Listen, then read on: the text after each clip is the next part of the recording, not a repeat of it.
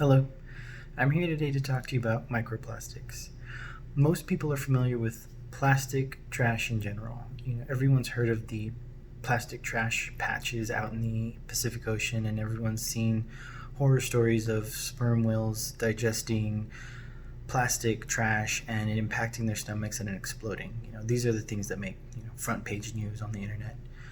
But a new phenomenon that's turned up that still has scientists kind of scratching their heads is microplastics. Microplastics are extremely microscopic, tiny pieces of plastic, as the name implies, but they're dangerous for a number of reasons. Right now, one of the most important reasons that scientists can confirm is that they release methane and ethanol, which break down the ozone layer. And that in itself is a whole nother discussion. But a newer topic that scientists are just coming to is how microplastics impact humans. There's not a lot of study and there's not a lot of data on this topic, on how microplastics affect humans when we digest them. And it's kind of nerve-wracking because we don't know how this affects us or how it will affect us in the future. And it's becoming a very pervasive issue. Case in point is seafood that we eat. So when these microplastics break down, like say from the garbage patch out in the Pacific Ocean, the plastic pieces degrade into these microplastics, which then enter the ocean. And these pieces of microplastic don't just stay at the top or in the midsection, they get all the way down to the bottom of the ocean, like at the bottom of the Marianas Trench. And then from there, they're eaten by the very tiny, tiny bottom of the food chain organisms, plankton, krill, shrimp, all these tiny, tiny guys. And these guys in turn are eaten by fish. And the problem you have is that, say you have one fish and it eats a bunch of krill or shrimp, and those guys are filled with microplastics, then you have a high concentration of microplastics in that fish.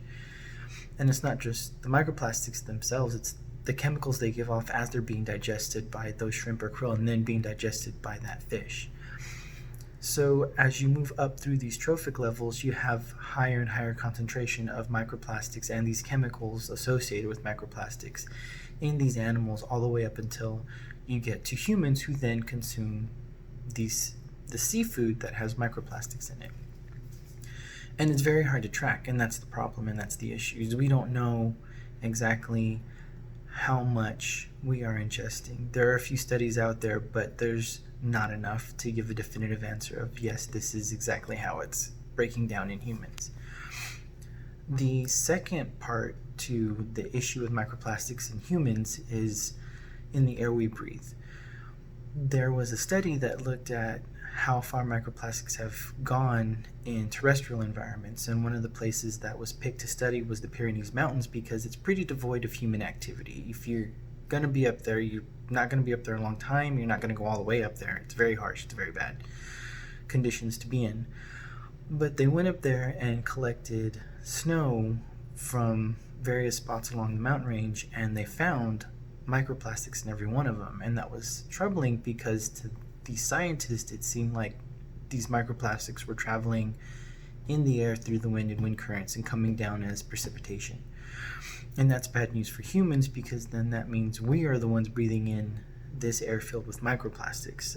One study had it that we were breathing in 40,000 to 62,000 microplastics in a year.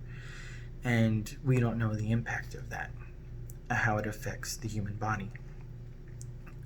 Besides that, these microplastics are also in the food we eat and the things we drink.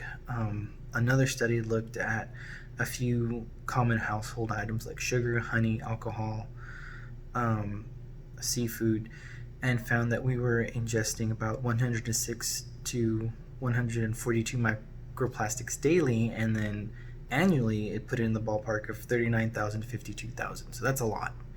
That's a lot of microplastics that we as in each single human is taking in every day. And again, to emphasize the fact we do not have enough research to know how this actually affects our body. There's a lot of speculation, but there's not enough testing going on. Due to the amount of chemicals and types of chemicals that are in plastic in general, and there's so many types. Scientists theorize that there could be a range of problems associated with these microplastics in our bodies, from skin irritation to respiratory problems, cardiovascular problems, cancers. And then there's another camp that estimates that we might expel about 90% of these microplastics through our feces. So there's no real consensus. This is just a lot of speculation because this is such a new topic. The problem is that these microplastics are not going away, especially with how unstable the world infrastructure for handling plastics and recycling is right now. Recently, China closed its doors to accepting more recycling waste, and that caused a backup that flowed into poorer countries looking to take that recycling waste and separate it themselves at a cost. The only problem is these poorer countries around China don't have the infrastructure, don't have the technology to properly process it, and then it in turn gets thrown back into the ocean as runoff or as just trash, secondhand trash, and it creates more of a problem, and it filters back into the cycle. Except now, instead of at least maybe going to a Chinese processing plant, a large majority of it was, it's just all going into the ocean at this point, or going all into landfills, or going all into the terrestrial environments. And that's where it becomes an issue on a larger scale globally. There are some solutions to these problems. There are some suggestions. There's an idea of taxing governments and countries about the amount of plastics they use. There's other ideas about creating more reusable plastics. There's other ideas of trying to ban plastics. There's also suggestions to create infrastructure for these poorer countries to create reusable plastics from what they have there. Like I say, that's being thrown in from China.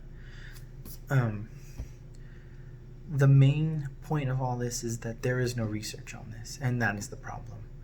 There is no research on how microplastics affect the beef we eat, the grains we eat, the more common foods we eat, and there's no real concrete research on the impacts of microplastics on human health, and that's really where we need to start as a society that needs to save itself from this plastic trash mess that we've created.